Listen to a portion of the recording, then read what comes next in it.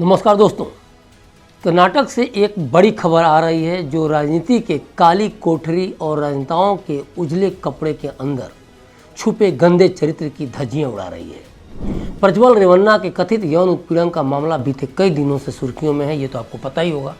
और इस मामले में कई महिलाओं के वीडियो सामने भी आए हैं जो इस समय पूरे कर्नाटक में फैल गए हैं। इससे कई महिलाओं की पहचान भी उजागर होने की खबर है। जानकारी के लिए बता दूं कि प्रज्वल हासन से जनता दल सेकुलर यानी जेडीएस के सांसद हैं और इस बार भी संसदीय चुनाव में खड़े हुए हैं।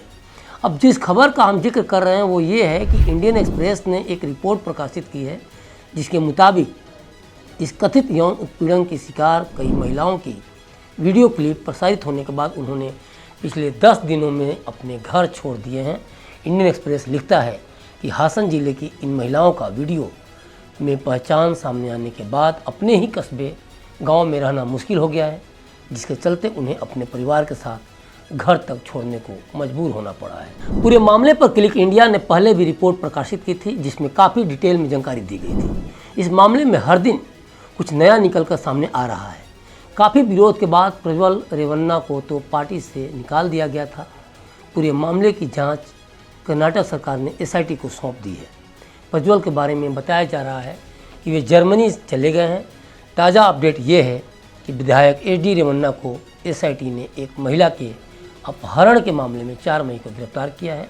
उन पर आरोप है कि उन्होंने महिला को एसआईटी के पास जाने से रोकने की कोशिश की। जानकारी हो कि प्रज्वल जिस हासन से सांसद हैं वो जेडीएस का गढ़ माना जाता है और प्रज्वल के परिवार का यहाँ काफ़ी दबदबा है। प्रज्वल पूर्व प्रधानमंत्री एचडी देवेगौड़ा के पोते हैं और हासन में प्रज्वल के परिवार का कितना दबदबा है इसका अंदाज़ा इसी बात से लगाया जा सकता है कि हासन से 20 किलोमीटर दूर हैगरे गांव में एक दुकानदार ने इंडियन एक्सप्रेस को बताया कि हासन का पूरा जिला एचडी रेवन्ना के नियंत्रण में है। वहां उनके परिवार और पार्टी की बड़ी संख्या में फॉलोअर हैं, इसलिए उनके बारे में कुछ भी बुरा बोलने पर बहुत संभावना है कि उन तक ये बातें पहुँच जाएंगी। यहाँ तक कि प्रज्वल के खिलाफ 28 अप्रैल को एक महिला की शिकायत के आधार पर जो पहली एफआईआर दर्ज की गई थी उसका परिवार भी अब अपना घर छोड़ चुका है। दहशत का आलम सिर्फ एक गांव तक ही नहीं पसरा है, बल्कि मीडिया रिपोर्ट के अनुसार इंडियन एक्सप्रेस की टीम 3 कस्बे और 5 गांव में गई, लेकिन किसी भी गांव या कस्बे तक में कोई भी कुछ बोलने को तैयार नहीं हुआ। इन सबके बीच एक बड़ा सवाल है कि क्या प्रज्वल के खिलाफ बोलना खतरे से खेलने के समान है?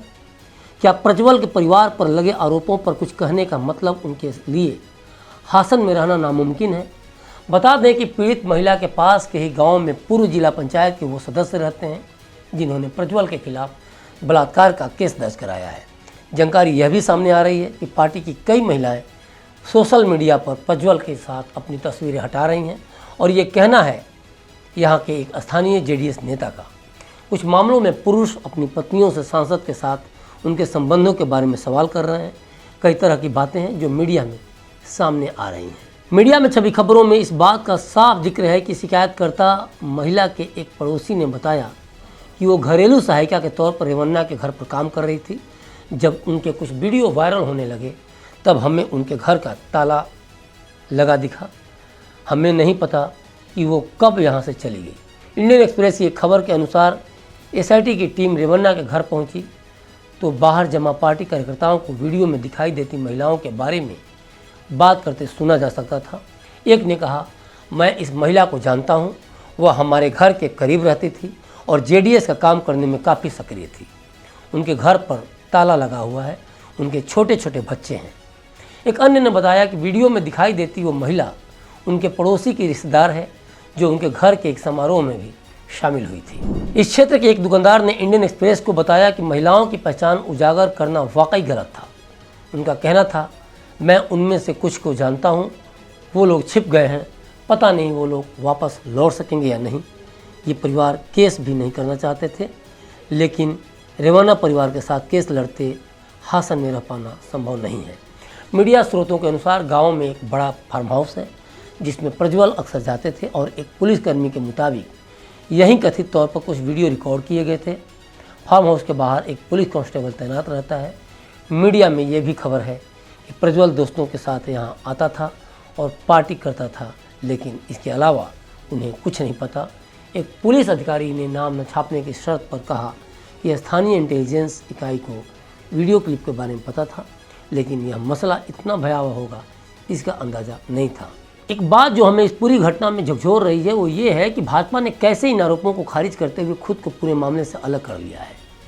भाजपा कह रही है कि इस मामले का संबंध केवल सांसद से है और इसके लिए कानून अपना काम करेगा। अगर कर्नाटक में भाजपा सरकार होती और इस पूरे मामले में आरोपित सांसद किसी और पार्टी का होता तो भी क्या भाजपा का स्टेटमेंट यही होता?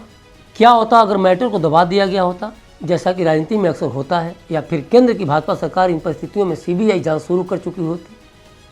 दूसरा सवाल कि क्या भाजपा नहीं चाह रही है कि वो पूरे मामले में बीच में कूदे, सीबीआई जांच करे, और चूंकि जेडीएस लोकसभा चुनाव में भाजपा की यानी एनडीए की सहयोगी है तो उसे अपने दामन को दागदार होने से बचाने में मदद मिले, क्योंकि इस बात से इनकार तो हरगिज़ नहीं किया जा सकता कि सीबीआई हो या ईडी, विपक्ष की नज़रों में जांच एजेंसियों की भूमिका संदेहास्पद है।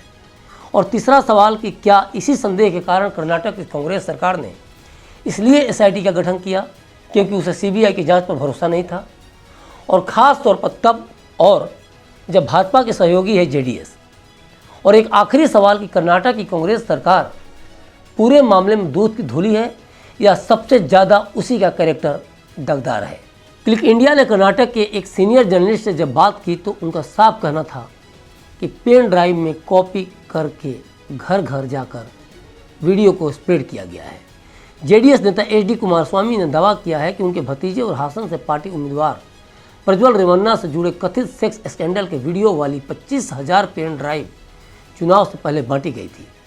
कुमारस्वामी ने कर्नाटक के मुख्यमंत्री सिद्धारमैया और डिप्टी सीएम डी के शिव कुमार पर मामले में साजिश रचने का आरोप लगाया। उन्होंने 28 अप्रैल को कांग्रेस सरकार द्वारा गठित एसआईटी पर भी सवाल उठाए और कहा कि यह विशेष जांच दल नहीं है बल्कि सिद्धारमैया इन्वेस्टिगेशन टीम और शिव कुमार इन्वेस्टिगेशन टीम है।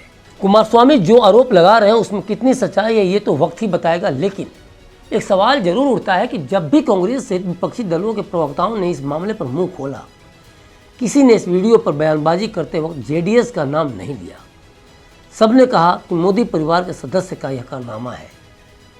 सवाल यह उठता है कि जब सड़क पर घूम घूम कर वीडियो वायरल किया जा रहा था तो क्या लोकल इंटेलिजेंस को पता नहीं चला होगा?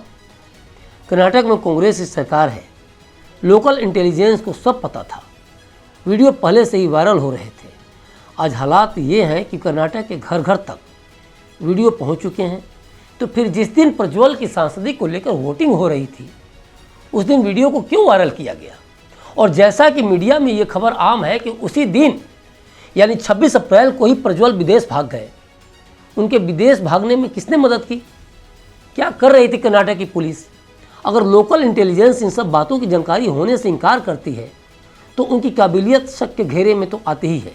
भाजपा के पूर्व विधायक प्रीतम बार बार भाजपा आलाकमान को जेडीएस से गठबंधन से मना कर रहे थे, लेकिन आलाकमान ने नहीं माना। ऐसा भी कयास लगाए जा रहे हैं कि इस वीडियो को वायरल करने में भाजपा के नेता का भी हाथ हो सकता है, लेकिन अभी प्रीतम की भूमिका पर कुछ भी कंफर्म नहीं है, इसलिए कुछ भी कहने से बचना ज़्यादा जरूरी है। एक और सवाल, चलिए प्रज्वल रेवन्ना अपने धन बल का प्रयोग कर जर्मनी भाग गए, लेकिन कार्तिक तो उनका ड्राइवर था, उसकी न तो इतनी हैसियत थी और न ही इतना रुतबा कि वो एक झटके में विदेश भाग जाए। आपको बता दें कि रेवन्ना का ड्राइवर कार्तिक ने वायरल वीडियो की रिकॉर्डिंग में अहम भूमिका निभाई है, ऐसा आरोप लगाया जा रहा है। और अब वो भी भारत में नहीं है, बताया जा रहा है कि वो मलेशिया भाग गया है। अब सवाल ये है कि आखिर कार्तिक को मलेशिया भागने में किसने मदद की? लेकिन इन सबके बीच सबसे इंटरेस्टिंग बात यह है कि 26 अप्रैल के बाद 7 मई को कर्नाटक की बाकी सीटों पर वोटिंग हुई। क्लिक इंडिया ने जब कर्नाटक में कुछ पत्रकारों से वोटिंग का हाल जानने के लिए संपर्क साधा तो उन्होंने कर्नाटक के उत्तरी भाग में मोदी लहर की बात कही, जिसमें रेवन्ना मामला फीका साबित हो रहा है। उनका यह भी कहना था कि अगर विपक्षी दल इस गफलत में है कि रेवन्ना के मैटर से उनको चुनाव में फ़ायदा मिलेगा तो ऐसा कुछ भी नहीं है, क्योंकि रेवन्ना मामले में उनके लिए कुछ भी नया नहीं है।